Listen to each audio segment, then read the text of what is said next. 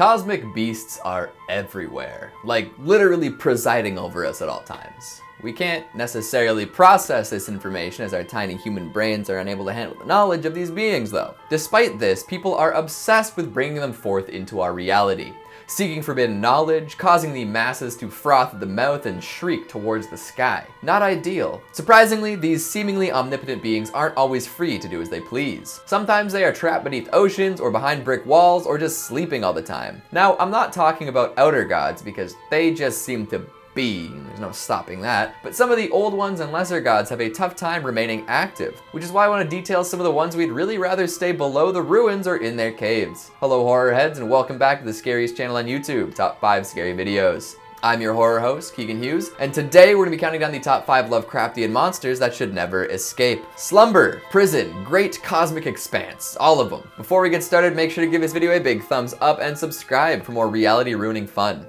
Wicked. Let's begin. Kicking us off at number 5, we've got Ugalla Knack. This great old one is also known as the god of perversion and depravity. You would think that in a world where adult material is available to anyone and everyone with an internet connection, these wouldn't mean too much, but Ugalla Knack takes it many steps further. We're not just talking about human perversion and depravity, although that is pretty wild. We're talking about perversion and depravity belonging to anything. If a sapient being could conceivably think it up, sane or insane, Ugalla Knack has it in spades. And he is not afraid to flaunt this. This disgusting beast is sadistic. It will do anything to cause pain, suffering, and a lingering feeling of obscenity. Thankfully, he's sealed behind a brick wall in an unknown ruin.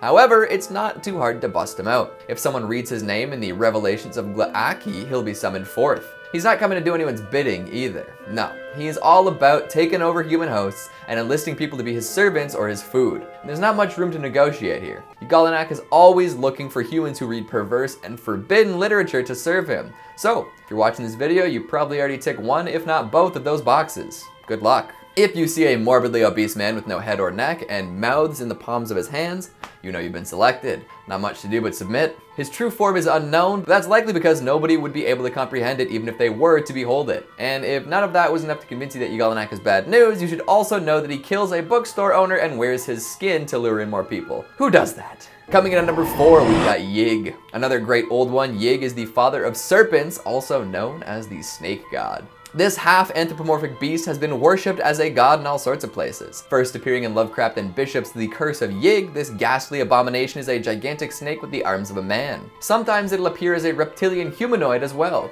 Fiercely devoted to his children, or all snakes as we might say, Yig will emerge from his slumber every fall to take revenge on those who would do them harm. He punishes snake haters by turning them into horrible human-snake amalgamations, or simply by sending snakes to kill them in their sleep. I know which one I prefer.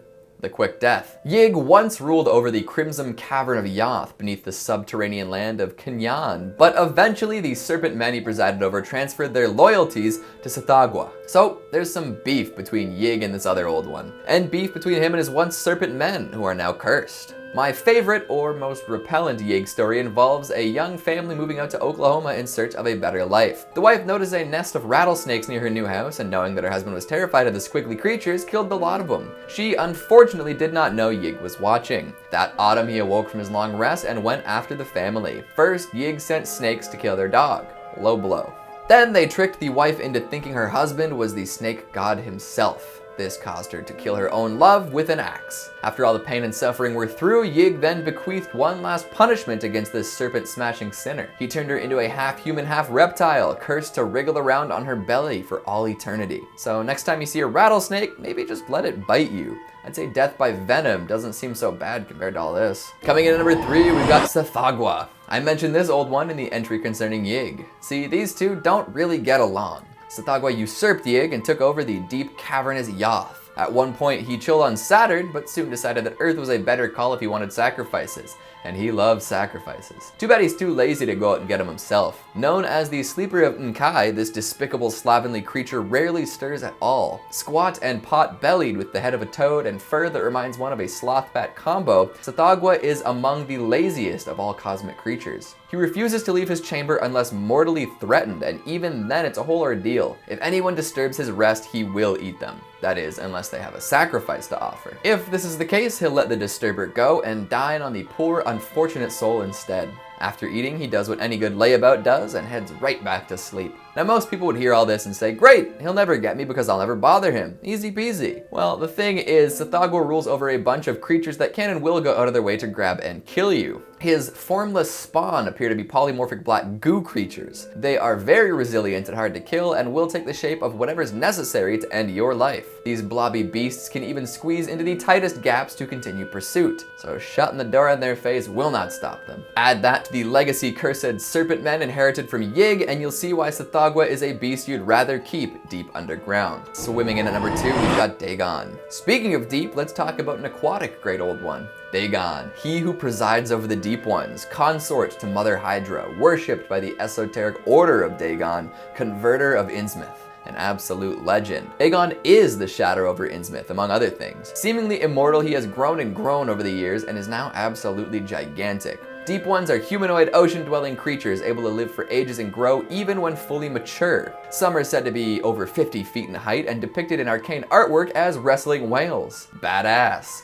Dagon is even larger, stronger, and more powerful than any of the other deep ones. In fact, his apparent immortality and longevity might be thanks to the star spawn. These tiny Cthulhu-style beings have been known to choose exceptional beings as the leaders of that particular race and empower them with abilities to make them stand apart from the rest. Whether this is true of Dagon himself, we may never know, but seeing what the deep ones can do to the human population of Innsmouth and their general insane physical abilities, we probably don't want to know everything about him. He's better off in the depths, dealing with whatever business Dagon has to deal with. And finally, at number 1, we've got Cthulhu. But of course, how could we leave Cthulhu off a list of Lovecraftian monsters we don't want escaping? He's the one that pretty much started it all. These spawning grounds for all sorts of creatures and tales making up the Cthulhu mythos. Sure, it seems cliche at this point, but cliches become common for a reason. This great old one lies in a death-like slumber at the bottom of the Pacific. The once great city of Relaya lies in the depths, cradling Cthulhu until he can make his triumphant return. And people are really trying to speed up this process. Appearing as part octopus, dragon, and humanoid with a pulpy, tentacled head and grotesque, scaly body, Cthulhu uses his telepathic abilities to mold human dreams. Through these slumber-altering powers, he's established the cult of Cthulhu, full of people willing to do anything to please their god. Once his city sunk, though, his powers became muted. The ocean waters proved to be a great barrier between him and his followers.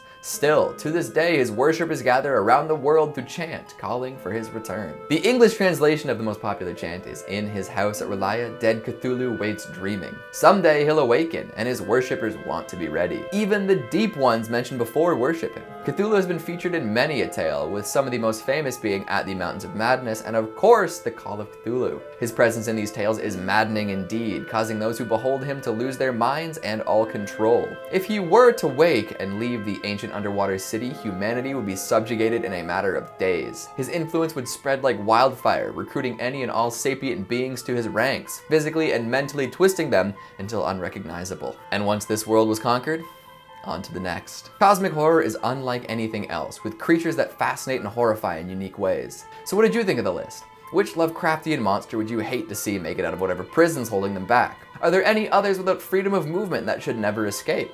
Make sure you let me know down in the comments. Speaking of comments, let's take a look at some of your more middling ones from the top 5 scary horror movies that need a prequel, part 2. Thomas Jackson says, most of the questions about the hotel are answered in the Shining novel if you read it. Groundskeeper Willie, is that you? Well, it is true, but it would be cool to see all these answers on the big screen. OB666 says, I'd love to see a prequel to Event Horizon. Oh, a full backstory behind Event Horizon's failure as a ship? Well, that would be fun. Karen, aka Vercana, says, I'd like to see a prequel of House of a Thousand Corpses. The existence of Stumpy explained. The development of the relationship between the Firefly family and the underground lair of Dr. Satan. So many interesting possibilities. Yeah, I always thought Dr. Satan was the most interesting part of that movie. Definitely rich ground for exploration. K.A. Jones says, the ritual was one of my favorites, if nothing else simply for the mythology and monster design. Yeah, no, it's absolutely wicked. That monster, next level. Beyond Wolf asks, is it just me or did he just say X-Styles File Show? You got me. I'm not infallible. I'll try to avoid spoonerisms in the future. And that's all the time we have for today. Before I take some Chronos and cut hundreds of people down using precognition, make sure you give this video a big thumbs up and subscribe for more wonky wonders. Thanks for watching, and I'll see you next time.